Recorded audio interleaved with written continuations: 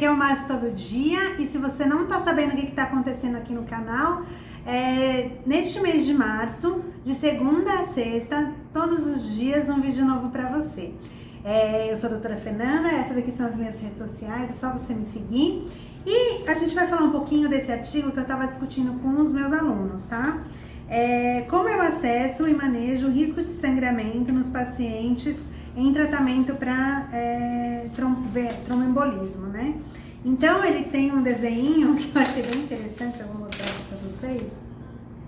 Então basicamente o que ele fala, então no diagnóstico você vê se não tem nenhuma contraindicação para o anticoagulante.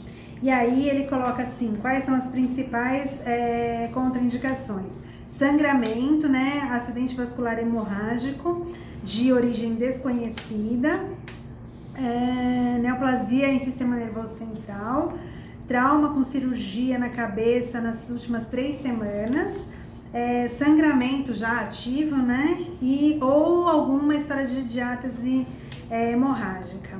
Aí tem algumas contraindicações relativas, mas acho que a maioria delas são essas daqui. Aí ele fala assim, aí a gente começa a anticoagulação, monitora o paciente, vê como que ele vai evoluir, se tolera bem, se não tem sangramento, e na hora de liberar o paciente para casa, ele recomenda então escolher a melhor droga, que tenha menos interação com as medicações que o paciente vai tomar.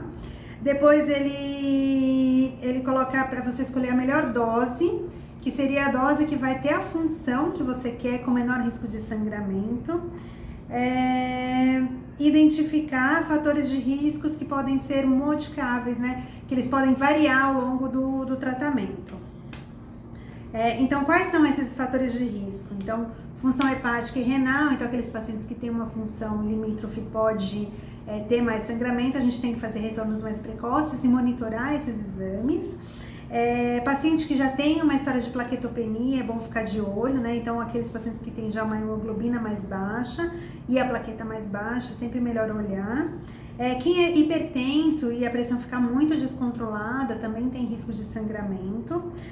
Aquele paciente que já tem um antecedente de ter tentado fazer algum tratamento e não ter conseguido, e outras medicações. Aí ele sugere você fazer uma visita de controle com 3 meses para ver quanto tempo que vai ficar essa anticoagulação e monitorar, pensar assim, qual é o maior risco de sangramento, rever de novo a dose e rever os fatores que a gente falou aqui previamente. E no follow-up de longo termo, né, então aquele acompanhamento crônico que a gente faz nos nossos pacientes, ver tolerância e aderência à medicação, identificar os fatores de riscos que podem ser modificáveis e avaliar o risco de sangramento. Então ele põe alguns esquemas de risco de sangramentos, que são várias tabelas. Mas basicamente o que a gente faz com os pacientes é conversar com eles, ver quais são esses riscos, se esses riscos são riscos reais. Pacientes que têm um risco muito aumentado, talvez a gente opte por fazer um tratamento que a gente considera subótimo, né? Então uma dose menor para minimizar o risco do tratamento, que talvez não fique ótima o tratamento da trombose, né? E aí ele vai mostrando alguns casos clínicos, tá? E a conclusão que ele chega no estudo é que não existe um esquema perfeito de escolha do anticoagulante e da predição do risco de sangramento, que é uma coisa que a gente já sabe.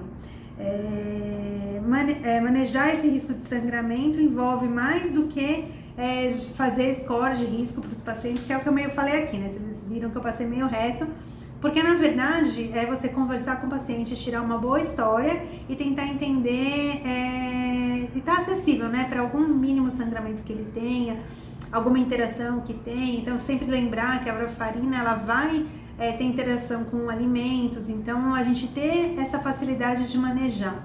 E acho que naqueles pacientes que estão com a função renal limítrofe ou que tem algum problema hepático, também a gente está sempre ali em cima para não correr risco de ter surpresas, tá bom? Esse é um tema mais técnico, mas acho que também cabe aqui. Se vocês gostaram desse tipo de conteúdo, só comentar. E se achou que ficou muito complicado, daí tudo bem, não tem problema, a gente tenta simplificar aí mais pra frente, tá bom? Um beijo, até mais!